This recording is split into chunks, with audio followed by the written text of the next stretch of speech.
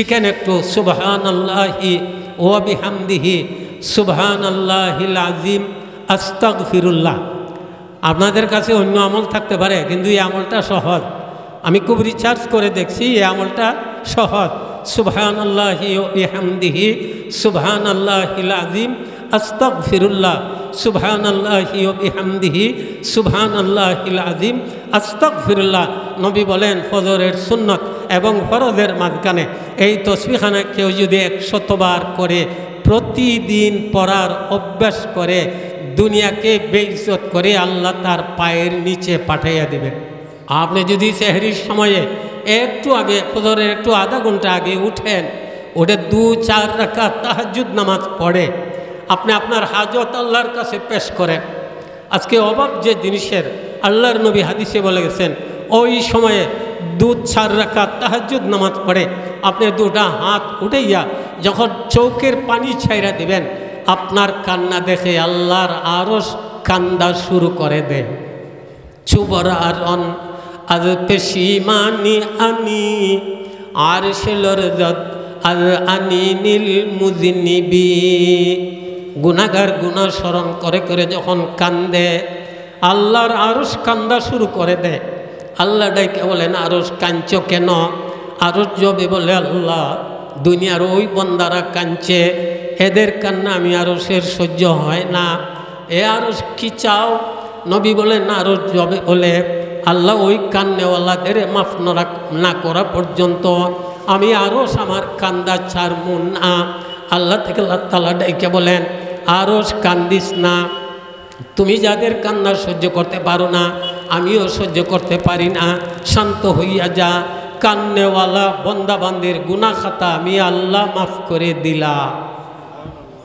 এক হাদিসে নবী বলে গেছেন, একটা মানুষ যখন কান্দে, দোহন করা দুধ, নবী উদাহরণ দেওয়া বলেন, দোহন করা দুধ গাভীর স্তন থেকে টান্না বাহির করলে পড়ে, এরপরে যেভাবে ওই দুধ গাভীর স্তনের ছিদ্র দ্বারা ঢুকানো সম্ভব না, এইভাবে কান্নেওয়ালাদের আল্লাহ তাআলা দুজখের আগুনে জ্বালাইবেন না। মেরে মাহতারাম, নবী আরও বলেন, শেষ রাত্রে উঠে নিরিবিলি বৈশা গুনাহগুলো স্মরণ করে করে মানুষ যখন কান্দে, আল্লাহর ডরে কোনো মানুষের শরীরটা যদি কাঁপিয়া যায়, শীতকালের গাছের পাতা যেভাবে ঝইরা পড়ে, এইভাবে এই মানুষটার শরীরের গুনাহ খাতা জইরা পইড়া যায়। নবী আরও বলেন, আল্লাহর ডরে কোনো মানুষের শরীরের লুম যদি দাঁড়ায় যায়, এই মানুষটার শরীরের উপর 3000 বছরের জ্বলন্ত দুজখের আগুনকে আল্লাহ তাআলা হারাম করে দেন। আওয়াজ দিয়ে সবাই বলেন, ইবাদত বন্দেগী করতে সবাই রাজি আছেন? এছাড়া তো আর কোনো উপায় নাই। মকসদে জিন্দেগি করবেন আপনি ইবাদত বন্দেগী, দুনিয়া মরণে কবরে হাসরে সব জায়গায় আপনি লাভবান। আপনি যখন ইবাদত বন্দেগী শুরু করে দিবেন, একটা একটা গুরুত্বপূর্ণ কাজ, শেষ রাত্রিতে উঠেন, একটা উত্তর দেন, আপনারা আল্লাহর সাহায্য পাইতে সবাই রাজি আছেন? একটু আওয়াজ দি বলেন।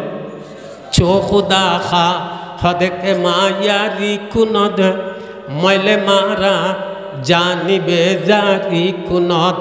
আল্লাহ যদি কাউকে সাহায্য করার চান, ভালো করে জানে রাখেন, আল্লাহ যদি কাউকে সাহায্য করার চান, সাহায্যের আগে আল্লাহ তারে দেখ কান্দান। সে যখন কান্দে, নগদ আল্লাহর সাহায্য তার কাছে আসে। আল্লাহর সাহায্য পাওয়ার একটা ব্যবস্থাপনা, নিরিবিলি বসেন, বিশেষ করে সেহরির সময়ে ফজরের একটু আগে উঠেন আর 2-4 রাকাত তাহাজ্জুদ পড়ে পড়ে ইবাদত বন্দেগীর হক আদায় করতে যেয়া আল্লাহর কাছে কান্নাকাটি করেন। আর একটা কথা জেনে রাখবেন, সুবেহ কি হাওয়া হাজারো বিমারিও কি দাওয়া। সুবেহ কি হাওয়া হাজারো বিমারিও কি দাওয়া। সকালের খোলা বাতাস হাজার হাজার রোগের চিকিৎসা হিসাবে কাজ করে। আপনি সকালে উঠেন, সেহরির সময় উঠেন, পারলেন না ফজরের আজানের সাথে সাথে উঠেন। এই সময় যদি আপনার ঘুম ভাঙে, ফজরের সুন্নত আপনি ঘরে পড়েন। ফজরের সুন্নতের 2টা নিয়ম রয়ে গেছে। একটা হইল গড়ে পড়া, এরপরে ফরজ পড়ার জন্য মসজিদে যাওয়া, আর একটা হইল প্রথম রেখাতে সূরাতুল ফাতিহার পরে কুলিয়া সূরা, দ্বিতীয় রেখাতে সূরাতুল ফাতিহার পরে কুল হুয়াল্লাহ সূরা। গড়ে সুন্নত পড়ে আপনি এই নিয়মে সুন্নত পড়া আপনি মসজিদের দিকে রওনা দেন, তাসবিহ হাতে নেন। আপনার ঘরের আহলিয়া যারা তাদেরও উঠান, তারও যেন সুন্নত পড়ে। ফরজের সময় একটু বাকি আছে, এর ভিতরে আপনি একটা আমল করেন, এবাদত বন্দেগী। আল্লাহ তো বলেন ওয়াবুদুল্লাহ, এবাদত বন্দেগীর যত শাখা আছে একটা একটা খুঁজে আপনি আমল করেন, কি পাবেন? আব্দুল্লাহ ইবনে ওমর রাদিয়াল্লাহু তাআলা আনহু নবীর পার্শ্বে বসা, একটা লোক আসছে একবারে দুরবস্থা। নবী বলেন তোমার এই অবস্থা? নবী আমি গরিব, আমি অভাবী, আমি ঋণী। নবীজি তারে বুঝাইতে যাইয়া প্রথমে লাভ বলছেন। নবী বলেন এরে আল্লাহর বান্দা, আমি এমন একটা আমল তোমাকে বলছি যে আমলটা আসমানে করে। সুবহানাল্লাহ কর। একটা তসবিহ। নবী বলেন এমন একটা তাসবির কথা বলছি যে তো আগ্রহ আসে, আমরা কিছু কথা বলি মানুষের আগ্রহ আসার জন্য। নবী বলেন এমন একটা তাসবির কথা আমি বলছি যে তসবিহ আসমানে পড়ে, যে তসবিহ জমিনে পড়ে, যে তসবিহ বাতাসে পড়ে, যে তসবিহ ফাইন্যে পড়ে, যে তসবিহ গাছগাছরায় পড়ে, এক কথায় কমে বেশি 18,000 মখলুকাতে পড়ে। আমরা কথায় কথায় বলে থাকি কমে বেশি 18,000 মখলুকাত। আসলে আল্লাহর মখলুকাত কত আল্লাহ ছাড়া কেউ জানে না। এক কথায় আল্লাহর যত সৃষ্টি আছে সকল সৃষ্টি এই তসবিহখানা পড়ে। আওয়াজ দি সবাই সুবহানাল্লাহ কর। নবী প্রথমে লাভ বুঝান, দেখো এমন একটা তসবিহ, যে তসবিহ আসমানে পড়ে, যে তসবিহ জমিনে পড়ে, যে তসবিহ বাতাসে পড়ে, যে তসবিহ মাটিতে পড়ে, যে তসবিহ গাছগাছরায় পড়ে, কমে বেশি আল্লাহর সকল সৃষ্টি পড়ে। এই তসবিহখানা নবী বলেন আমার কথা মতো যদি পড়তে পারো, নবী বলেন আমার কথা মতো ফজরের সুন্নত এবং ফরজের মাঝখানে তুমি যদি পড়তে পারো, নবী বলেন দুনিয়াকে বেইজ্জত করে আল্লাহ তোমার পায়ের নিচে পাঠাইয়া দিবেন। আজকে অর্থনৈতিক লাইনে সারা পৃথিবী পেরেশান, খালি পেরেশান।